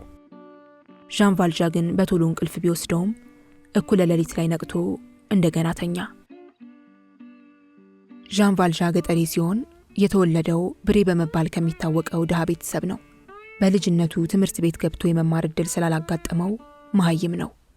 ካደገ በኋላ ከነበረበት አነስተኛ ከተማ ውስጥ በአትክልተኛነት ሥራ ጀመረ። ዣን ቫልዣ በተፈጥሮ ለሰው አሳቢ እንጂ አዛኝ አልነበረም። ቤተሰቦቹ በልጅነቱ ነው የሞቱበት። እናቱ የሞቱት በህመም ሲሆን አባቱ ግን ከዛፍ ላይ ወድቆ ነው የሞተው። አባቱም እንደርሱ አትክልተኛ ስለነበር ዛፍ ለመከርከም ከትልቅ ዛፍ ላይ ወጥቶ ይወድቃል። ከቤተሰቡ መካከል በህይወት የቀረች አንዲት እህት ነበረችው። የሚያሳዝነው የእህቱ ባል 7 ልጆች አስታቅፏት ነው እህቱን በሞት የተለያት። ዣን ቫልዣ ሌላ ዘመድ ስላልነበረው እህቱ ነበረች ያሳደገችው። እህቱ ባሏ ጥሏት እስከ ጠፋ ድረስ ተንከባክባ ነበር ያሳደገችው። ባልየው ሲሞት የትልቁ ልጃቸው ዕድሜ 8 ዓመት ሲሆን የትንሹ ልጅ ዕድሜ ከ1 ዓመት በታች ነበር። ዣን ቫልዣ በዚያን ጊዜ 25 ዓመት ሞልቶታል። ዣን ቫልዣ በተራው የልጆቹን አባት ተከትሎ እህቱንና ልጆቿን ይረዳ ጀመር። የወጣትነት ዘመኑን ያሳለፈው አዳጋችና አድካሚ ግን ብዙ ገቢ በሚያስገኝ ሥራ ላይ ተሰማርቶ ነው። ስለዚህ በጊዜ ማጣትና ድህነት ምክንያት በአፍላ ዘመኑ የከንፈር ወዳጅ ለመያዝ እንኳን አልቻለም። እንዲያውም ከናካቴው ለፍቅር የሚሆን ጊዜ አልነበረውም ለማለት ይቻላል። ማታ ማታ አመሻሹ ላይ ከቤቱ ተመልሶ ቃል ሳይናገር ያገኘውን ቀማምሶ ይተኛል። አንዳንድ ቀን እህቱ ልጆቿ ሲያስቸግሯት ለዣን ቫልዣ ከቀረበው ምስኪን ራት እየቀነሰች ለልጆቿ ትሰጥበታለች። ይህ ሲሆን በረዥም ጸጉሩ ፊቱን ሸፍኖ የተረፈችውን በዝምታ ይበላል እንጂ ለምን ተወሰደብኝ ብሎ አይጨቃጨቅም። ምንም ነገር እንዳልሆነ በመቁጠርና ራሱን በማታለል ኑሮውን ይገፋል። ለነገሩ ምርጫም አልነበረውም። ዛፎች በሚገረዙበት ወራት በቀን እስከ 18 ሱስ ያገኛል። ዣን ቫልዣ ልክ እንደ ጉራጌዎች ስራ ሳይመርጥና ሳይጠየፍ ያገኘውን ስራ ይሰራል። እህቱም እንደዚሁ ያገኘችውን ትሰራለች። ቢሆንም ራሳቸውን ያልቻሉ 7 ልጅ ማሳደግ ቀላል አልነበረም። እህትና ወንድም የሚያገኙት ገንዘብ ስለማይበቃቸው ቤተሰቡ ቀስ በቀስ ችግር የሚያሳድደው ቤተሰብ ሆነ። በተለይ የሆነ ዘመን ክረምት እጅግ አስከፊ ይሆንባቸዋል። በጊዜው ዣን ቫልዣ ስራ ስላልነበረው ቤተሰቡ የሚላስና የሚቀመስ ምግብ ያጣል። ያን ሰሞን በዕለተ እሁድ ወደ ማታ የዳቦ መጋገሪያ ቤት ባለቤት ሊተኛ ሲል የዳቦ ቤቱ መስታወት ሲሰበር ይሰማል። የባለቤቱ መኖሪያ ቤት ከዚያው ቅጥር ግቢ ውስጥ ስለነበር በተሰበረው መስታወት በኩል አንድ ሰው እጁን አሾልኮ ዳቦ ሲሰርቅ ያያል። ሌባው ዳቦውን ይዞ ሮጠ። ሌባው መስታወቱን የሰበረው በቡጢ ስለነበር እጁ ይደማል። ስለዚህ ዳቦ የተወሰደው በሌባ ለመሆኑ ሌላ ማስረጃ አላስፈለገም። ዳቦ ሰራቂው ሌባ ዣን ቫልዣ ነበር። ይህ የሆነው በ1975 ዓ.ም መጨረሻ ገደማ ነበር። ዣን ቫልዣ ጨለማን ተገን አድርጎ የተዘጋ ቤት ሰብሮ ለመስረቅ በመሞከሩ ወንጀለኛ ነው ተብሎ ተፈረደበት።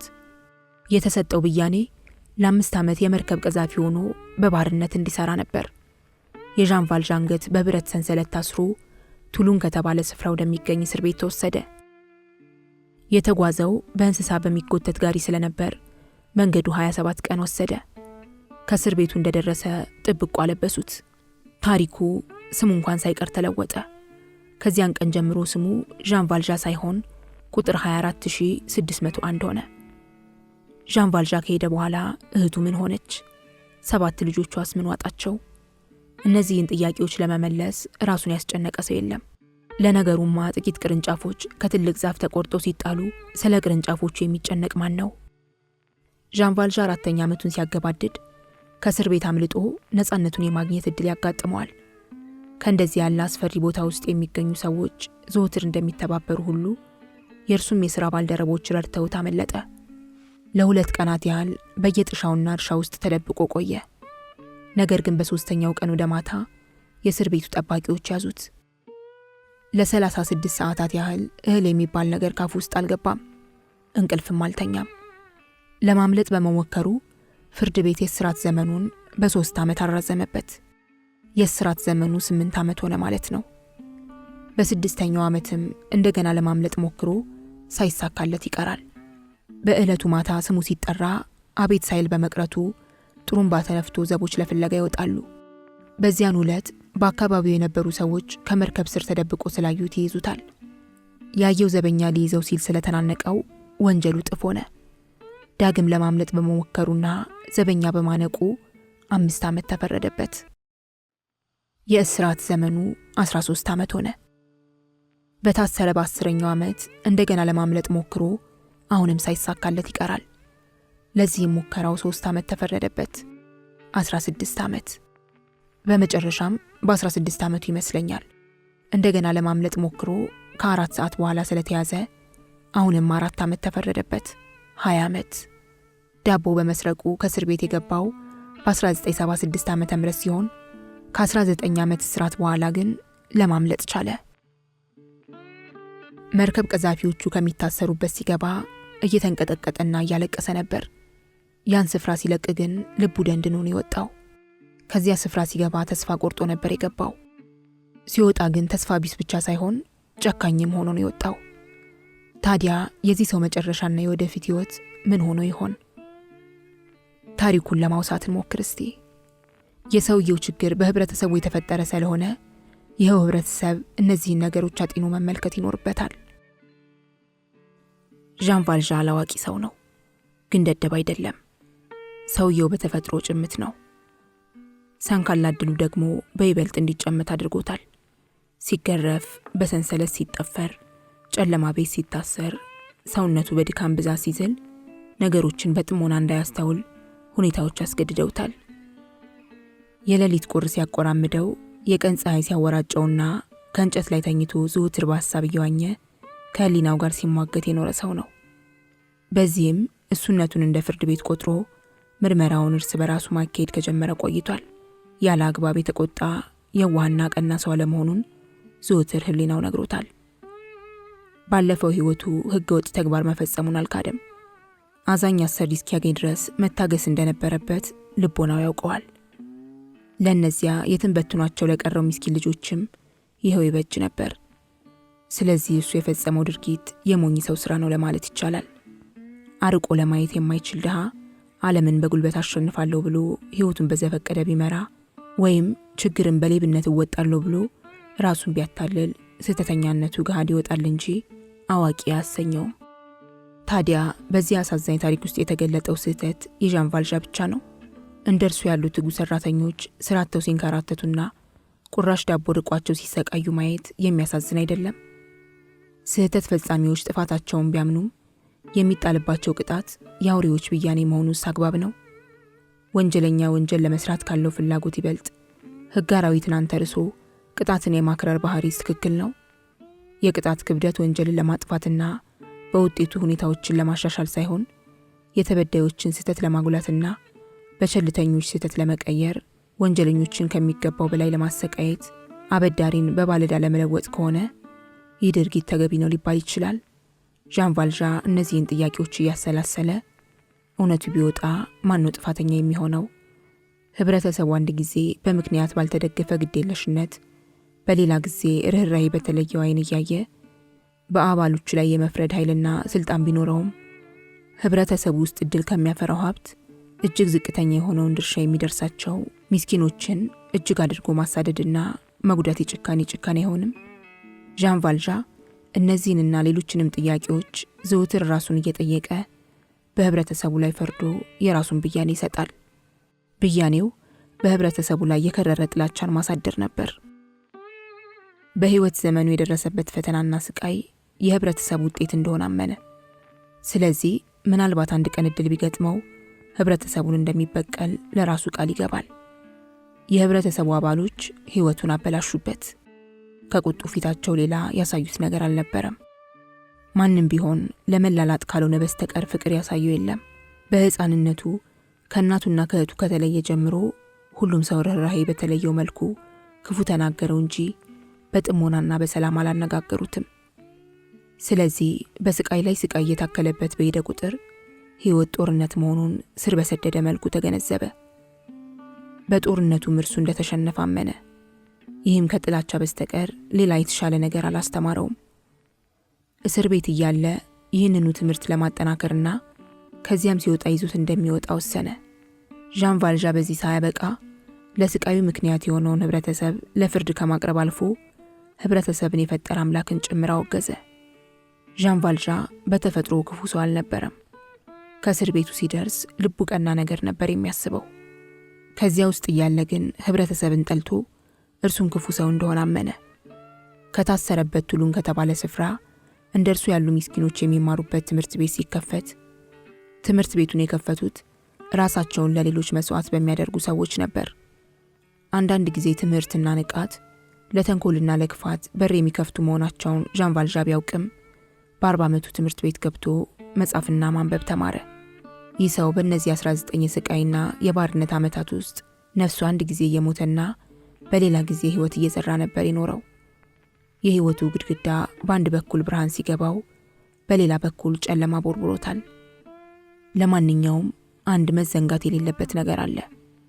ይኸውም ዣን ቫልዣ ቱሉን እስር ቤት ውስጥ ከነበሩት ሰዎች ሁሉ በአካል ጥንካሬና ጉልበት እጅግ የላቀ እንደነበር ነው።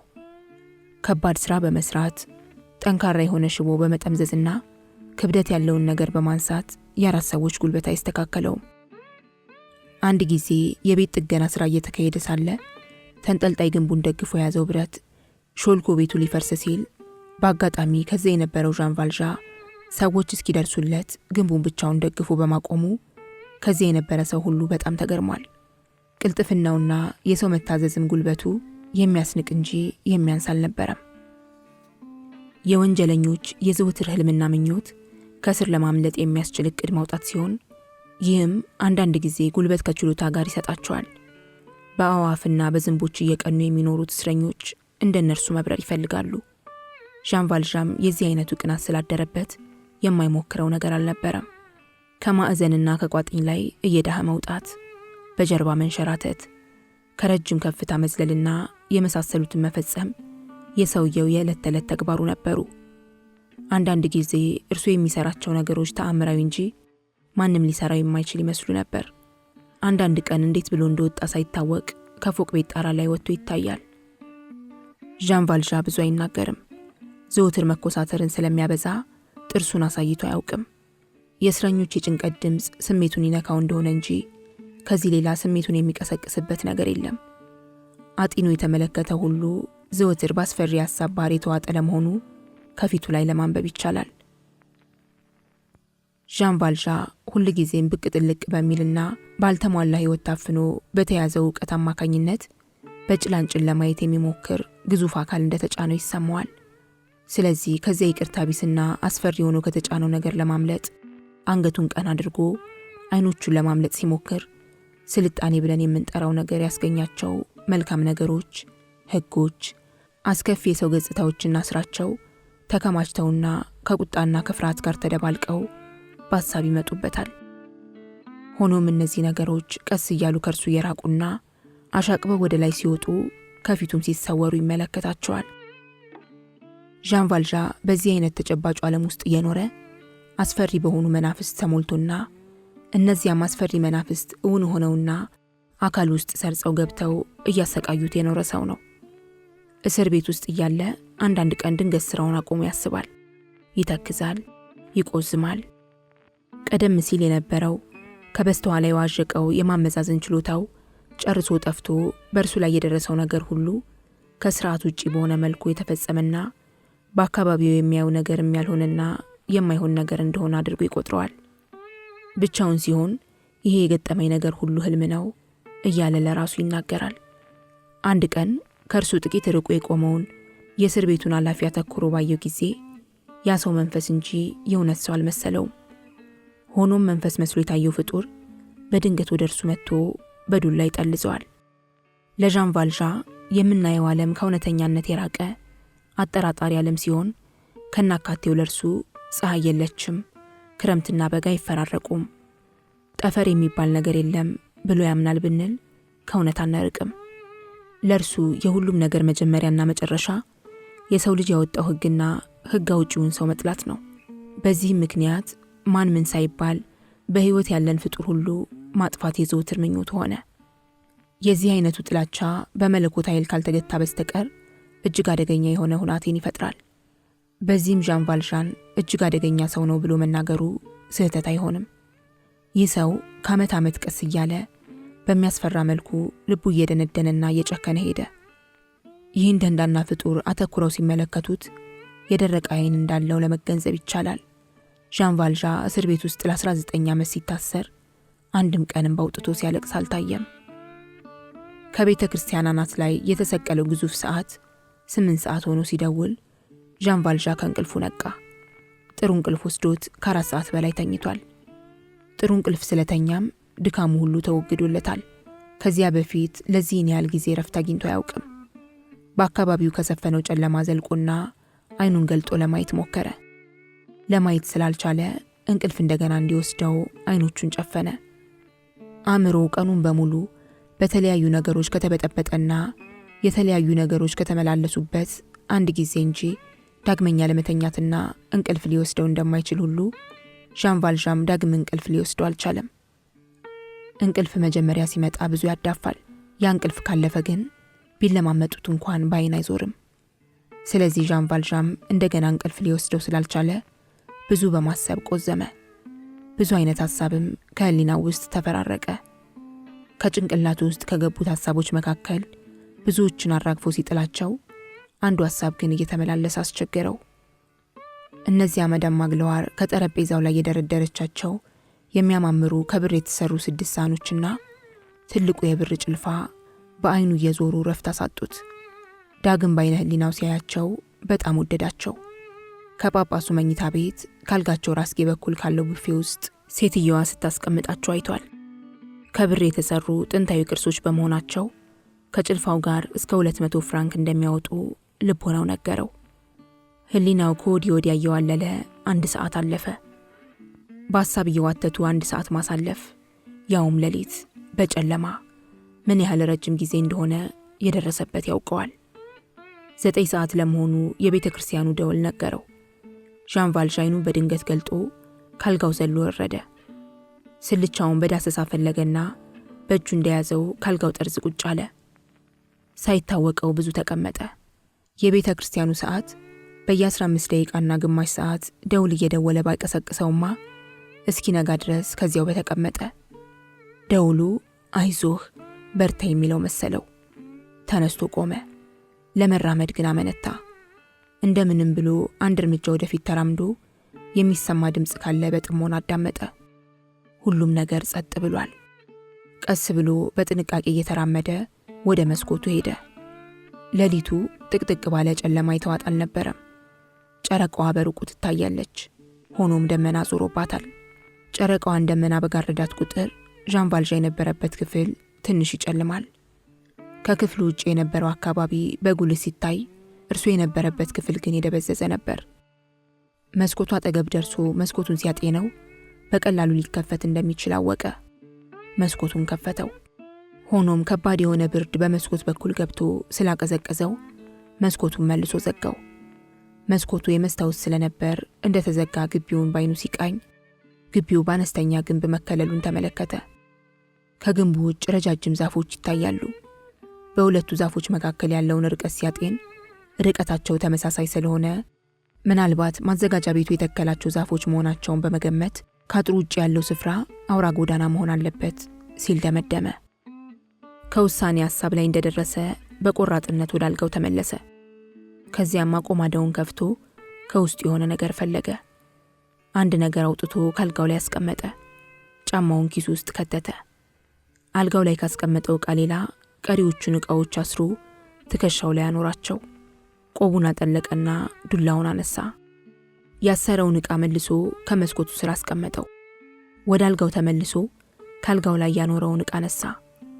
አንስቶ የያዘው ዕቃ በአንድ ፊቱ እንደ ጦር የሾለ ጫፍ ሲኖረው፣ በሌላው ጫፉ ቋር መሳይ ነገር ያለው ወፍራም ብረት ሲሆን፣ በዚያ ውድቅት ጨለማ ብረቱን ለምን ስራ እንዳዘጋጀው ለመለየት አስቸጋሪ ነበር። ዱላ ይሁን ዕቃ ማንሻ አይታወቅም። ቀን ቢሆን እንኳን የማዕድን ሰራተኛ መቆፈሪያ ነው ለማለት ይቻል ነበር። በወቅቱ ቱሉን ከተባለ አካባቢ በሚገኙ ኮረብታዎች ላይ ድንጋይ እንዲፈልጡ የተፈረደባቸው ወንጀለኞች ይቀጠሩ ነበር። ብዙውን ጊዜ ወንጀለኞቹ አሁን የተገለጠው መሳሪያ አይነት የድንጋይ መፍለጫ እንደሚይዙ ይታወቃል። ዣን ቫልዣ ያን ብረት በቀኝ እጁ ያዘ። ትንፋሹን ውጦ በዝምታ በመራመድ ወደ ጳጳሱ መኝታ ክፍል አመራ። ከመኝታ ቤታቸው አጠገብ ሲደርስ በሩ አለመቀርቀሩን ተገነዘበ። አባታችን በራቸውን ሳይቆልፉ ነው የሚተኙት አለ በልቡ። ቀጥሎም ጆሮውን አቅንቶ አዳመጠ። ድምፅ የሚሉት ነገር የለም። ሲፈራ ሲቸር በሩን ከፈት አድርጎ በጣቶቹ ጫፍ ቀስ ብሎ ገፋው። ያደረገው ጥንቃቄ ከድመት ጥንቃቄ ይበልጣል። በሩ ምንም አይነት ድምፅ ሳያሰማና ለመንቀሳቀስ እንኳን በሚያጠራጥር መልኩ በዝግታ በመከፈቱ ከመጀመሪያ ይበልጥ በጥቂቱ ተከፈተ። ለአጭር ጊዜ ከበሩ አጠገብ ቆም አለ። አሁን ግን ድፍረቱና ፍላጎቱ በይበልጥ ስለተሰባሰበለት ከቀድሞ በበለጠ ጉልበት በሩን ገፋ አደረገው። በዚህ ጊዜ የበሩ ማያያዣ የዛገ ብረት ረዘም ያለ የሚሰቀጥጥ ድምፅ አሰማ። ልቡ የተሰነጠቀ መሰለው። ሐውልት ይመስል ከቆመበት እንደ እንጨት ደርቆ ሳይንቀሳቀስ ተገትሮ ቀረ። ለመንቀሳቀስ አቅም አነሰው። ድፍረትም አልነበረውም። ጥቂት ደቂቃዎች አለፉ። በሩ ወለል ብሎ ተከፍቶ ስለነበር ወደ ውስጥ ተመለከተ። የተንቀሳቀሰ ነገር የለም። አዳመጠ። የሚንቀሳቀስ ነገር ካይኑ፣ የሚጮህ ድምፅ ከጆሮ አልደረሰም። የበሩ አሰቃቂ ድምፅ ማንንም አልቀሰቀሰም። ስለዚህ የመጀመሪያው አደጋ አለፈ ማለት ነው። ልቡ ግን በጣም ፈርቷል። ሆኖም ያሰበውን ላለመፈጸም አላወላወለም። የተመኘውን በቶሎ ለመጨረስ ቆረጠ። አንድ እርምጃ ወደፊት በመራመድ ከክፍሉ ውስጥ ገባ። ክፍሉ ውስጥ ጸጥታ ሰፍኗል። ከወንበርና ከጠረጴዛ ጋር እንዳይጋጭ አሁንም በጥንቃቄ ተራመደ። ከክፍሉ ውስጥ ጳጳሱ ጥግ ይዘው ተኝተው በኃይል ሲተነፍሱ ሰማ። ካልጋቸው አጠገብ ሲደርስ ከነበረበት ቆም አለ። ካሰበበት በቶሎ የደረሰ መሰለው። አንዳንድ ጊዜ የምንሰራውን ስራ ለመደገፍና ለማራገብ ተፈጥሮ ከኛ ጋር ታብራለች። ለግማሽ ሰዓት ያህል ከባድ ደመና ጨረቃዋን በመጋረዷ አካባቢው ጨልሞ ነበር። አሁን ግን ልክ እንደተማከረ ሰው ዣን ቫልዣ ከጳጳሱ አልጋ አጠገብ እንደቆመ ደመናዋ ለጨረቃ ቦታዋን ለቀቀች። የጨረቃ ብርሃን በመስኮት በኩል ገብቶ ከጳጳሱ የገረጣ ፊት ላይ አረፈ። እንቅልፍ ጭልጥ አድርጎ ወስዷቸዋል። የሌሊቱ ብርድ ከባድ ስለነበር ወፈር ያለ ልብስ ለብሰውና በጀርባቸው ተዘርረው ነው የተኙት። ስንቱን ደግ ስራ በታማኝነት የሰራውና ነዳያን የሳሙት አንደኛው እጃቸው ካልጋው ጠርዝ አልፎ ወደ መሬት ተንጠልጥሏል። ሌላው እጃቸው ከደረታቸው ላይ በማረፉ የጵጵስና ቀለበታቸው እንደ ንጋት ኮከብ ያበራል። ጳጳሱ ከዚያ ተኝተው ሲያዩዋቸው መላ አካላቸው የተስፋ የደስታና የእርካታ ማህደር እንደሆነ ይናገራል። በቃላት ለመግለጽ የሚያዳግት ግን ከወዴት እንደመጣ የማይታወቅ ብርሃን ከግንባራቸው ላይ አርፎ እንደ ፀሐይ አበራ። የሚንቦገቦግ መሰለ። የጨረቃዋ ከሰማይ ላይ መንጣለል፣ የምድር በከፊል የተኛች መምሰል፣ የግቢው ርጭ ማለትና የክፍሉ ጸጥታ እኚህ መለኮት የቀረባቸውን ሰው አክብራቸው እንጂ አትድፈራቸው የሚያሰኝ እንደነበር የሚጠራጠሩት አይደለም። አይናቸውን ጨፍነው እንደተኙ የነበራቸው ግርማ ሞገስ እንዲሁም የተስፋ ምንጭ ሆነውና በጨርቅ ያልተሸፈነው ግንባራቸው አተኩረው ሲመለከቱት በፍርሃት ያርበደብዳል። በዚህም የተነሳ ዣን ቫልዣ በፍርሃት ተውጦና ሐውልት መስሎ ያንን ባለቋሩን ብረት በእጁ ይዞ ከኚህ ደግ ሰው ፊት ድምፅ ሳያሰማ ቆመ። በሕይወት ዘመኑ እንደዚህ ያለ አጋጣሚ ደርሶበት አያውቅም። የገጠመው ነገር አዲስ በመሆኑም የበለጠና የከፋ ፍርሃት አሳደረበት። የተብከነከነና የተቅበጠበጠ ሕሊና ያሰበውን ክፉ ተግባር ለመፈጸም ከዚያ ቆሞ ሳለ ንጹሕ ነፍስ እንቅልፍ ወስዶት ከዚያ ተኝቷል።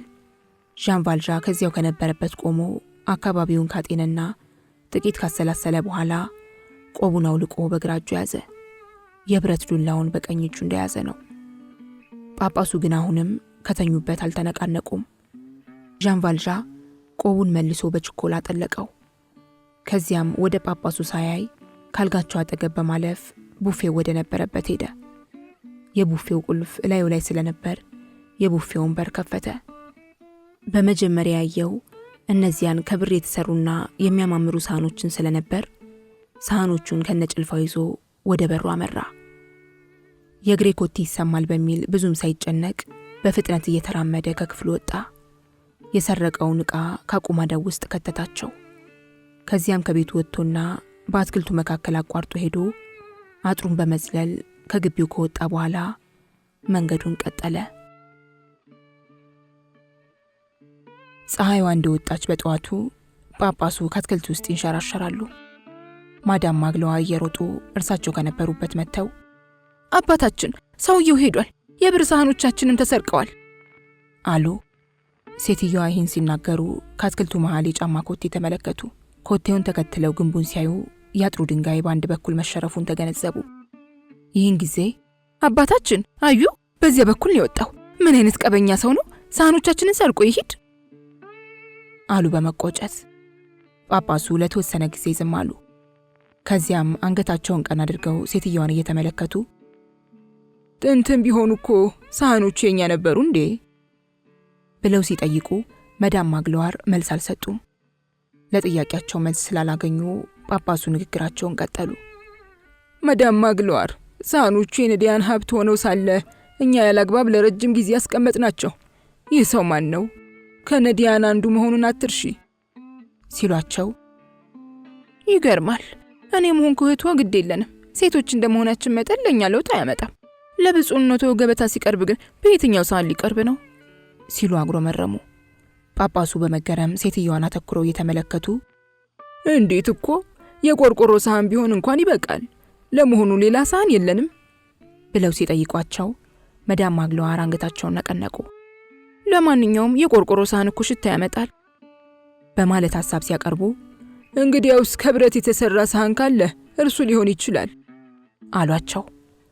መዳም ማግለዋር ፈገግ ብለው እርሱስ ቢሆን ብረት ማለቱ ይቀራል በማለት ሲናገሩ እንግዲያውማ አሉ ብፁዕነታቸው የእንጨት ወይም የሸክላ ሳህን መፈለግ ነዋ።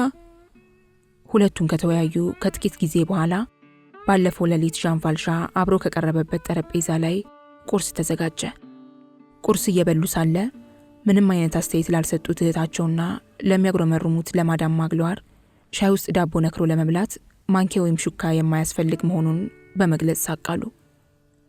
ጳጳሱ ለሰጡት አስተያየት እህትና ወንድም ሲተያዩ በሩ ተንኳኳ። ጳጳሱ ይግቡ ባሉ ጊዜ በሩ ተከፈተ። ላይን የሚያስፈሩና ለቤቱ እንግዳ የሆኑ 3 ሰዎች ገቡ። 3ቱ ሰዎች የአራተኛውን ሰው አንገት ጨምድደው ይዘዋል። 3ቱ ፖሊሶች ሲሆኑ አራተኛው ሰው ዣን ቫልዣን ነበር።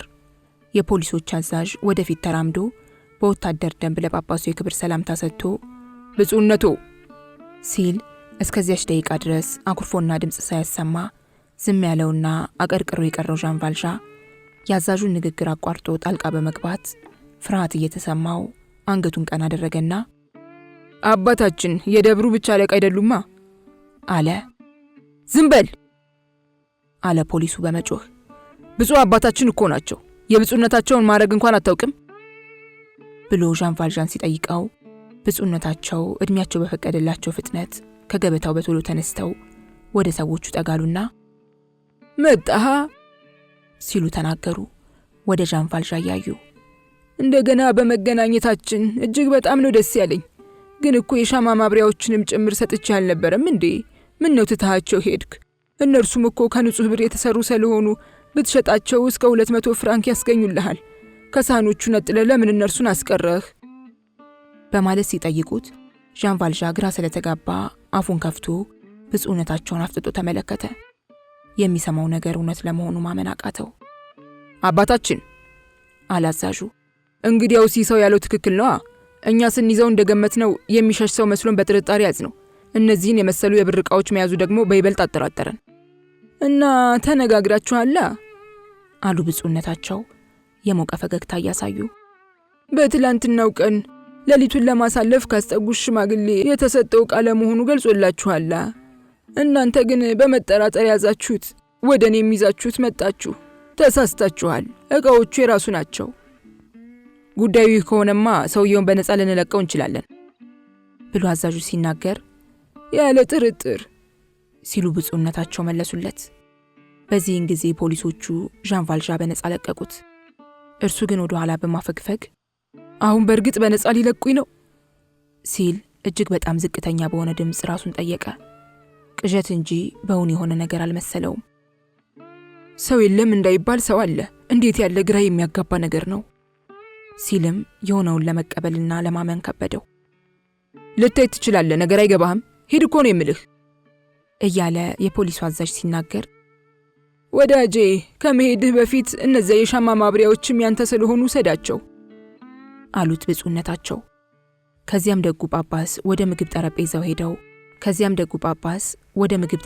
ሄደው የሻማ ማብሪያዎቹን አምጥተው ለዣን ቫልዣን ሰጡት። ሁለቱ ሴቶች በእጅጉ ተገርመው ከዚያው ከገበታ ጠረጴዛ አካባቢ አቀርቅረው ቀሩ። ቃል አልተነፈሱም። ዣን ቫልዣን ሰውነቱ ሩዶ ቀጥ ብሎ ለመቆም አቅም አጣ። እንደምንም ብሎ የሻማ ማብሪያዎቹን ሲቀበል ፊቱ ያውሬ እንጂ የሰው አልመሰለም። አሁን አሉ ብፁዕነታቸው፣ አሁን በሰላም መሄድ ትችላለህ። ከዚያም ፊታቸውን ወደ ፖሊሶች አዙረው ልጆቼ ወደ ስራችሁ ተመለሱ ሲሏቸው ፖሊሶቹ ከዚያ ወጥተው ሄዱ። ዣን ቫልዣን ራሱን ስቶ ከመሬት እንደሚዘረር ሰው ተንገዳገደ፣ ግን አልወደቀም። ጳጳሱ ወደ እርሱ ጠጋ ብለው ዝቅ ባለ ድምፅ ቀጥሎ ያለውን ነገሩት። አትርሳ፣ ዕቃዎቹን ሸጬ የማገኘው ገንዘብ እውነተኛና ታማኝ ሰው ለመሆን እጠቀምበታለሁ ብለህ ቃል የገባህልኝን እስከ ዕድሜ ልክህ እንዳትዘነጋው። ዣን ቫልዣን መቼ ቃል እንደገባላቸው ማስታወስ አቅቶት በመደናገር ከነበረበት ዝም ብሎ ቆመ። ጳጳሱ ቃል የገባኸውን እንዳትረሳ በማለት በድጋሚ አጥብቀው አሳሰቡት። ቀጥሎም የኔ ልጅ ዣን ቫልዣ ከእንግዲህ አንተ ላላፊውና ለጠፊው ዓለም ሳይሆን ለደግነት የተመረጥክ ሰው ነህ። ነፍስህን የምገዛልህ። ያንተን ነፍስ የምሰጠው የሁሉም ጌታና የበላይ ለሆነው ለአንድ አምላክ ነው። ዣን ቫልዣ አገር ጥሎ እንደሚሸሽ ሰው እግሬ አውጭኝ እያለ በመሮጥ ከዚያ ወጥቶ ሄደ። ብዙም ሳይቆይ ከተማውን ለቆ ወጣ። ከገጠር መንደር እስከ ደረሰ ድረስ የሚጠራውን ሰው ሳያውቅ እየተጣራ ብዙ ተጓዘ። ወዴት እንደሚሄድም ሳያውቅ መንገዱ እንደመራው ጉዞውን ቀጠለ። ከነጋ ጀምሮ እህል የሚባል ነገር አልቀመሰም። ሆኖም ግን የረሃብ ስሜት አልተሰማውም። ቁጣ ብሎታል። በማን ላይ ወይም በምን ምክንያት እንደተቆጣ ግን ራሱም አላወቀውም። የሚቀጥለው ገጠመኝ ምን ይሆን እያለ ሲያስብ የገጠሩን አየርና የልጅነት ጊዜውን አስታወሰ። የልጅነት ሕይወቱን መለስ ብሎ ካየ በጣም ቆይቷል። እጅግ በጣም ብዙና የተለያዩ ሐሳቦች ከጭንቅላቱ ውስጥ ተፈራረቁበት። ሆኖም ነፋስ እንደሚያወዛውዘው ቅጠል እየተወዛወዘ መንገዱን ቀጠለ። ፀሐይ አሽቆልቁላ ከአድማስ ውስጥ ልትገባ ስትል ዣን ቫልዣ ጥቅጥቅ ካለ ጫካ ውስጥ ከሆነ ጉብታ መሬት ላይ ቁጭ ብሏል። የአልፕስ ተራራ በሩቅ ይታያል። ከጫካው ወጣ እንዳለ ቀጭን የእግር መንገድ አጋጥሞት ከመንገዱ ዳር ቁጭ ብሎ ሲያሰላስል ደስ የሚል ድምፅ ይሰማል። ድምፁ ወደ መጣበት አቅጣጫ ፊቱን ሲያዞር 12 ዓመት ገደማ የሚሆነው ልጅ የሆነ ዜማ እያዜመ ወደ እርሱ ሲመጣ ተመለከተ። ልጁ ሳጥን መሳይ ነገር ተሸክሟል። ወደፊት ጥቂት ተራምዶ ቆም አለ። ከዚያም በእጁ የያዘውን ሳንቲም ወደ ሰማይ ያጎነ ይጫወት ጀመር። የልጁ ሀብት ምናልባትም ያቺ ነጭ ሽልንግ ብቻ ሳትሆን አልቀረችም። ልጁ ጨዋታውን አቆሞ ዣን ቫልዣ ከተቀመጠበት ሲደርስ የሰውየውን ከዚያ መኖር ሳይገነዘብ አሁንም ቆም አለ። በፊት እንዳደረገው አሁንም የያዘውን ሳንቲም ወደ ሰማይ አጎነው። ሳንቲሙ ተመልሶ ሲመጣ አምልጦት ከመሬት ወድቆ ዣን ቫልዣ ወደ ነበረበት ተንከባለለ። ዣን ቫልዣ ያችን ነጭ ሽልንግ በእግሩ ረግጦ ያዘበት። የልጁ ዓይን ሳንቲሙን ተከትሎ ሄዶ ስለነበር ገንዘቡ የት እንደገባ አይቷል። ልጁ ሳይፈራ በቀጥታ ወደ ሰውየው ሄዶ ጌታዬ ገንዘቤን አለ፣ የዋህነትና ገርነት በተሞላበት አንደበት። ስምህ ማን ነው ብሎ ዣን ቫልዣ ሲጠይቀው ትንሹ ዠራቬ ነው ጌታዬ በማለት መለሰ።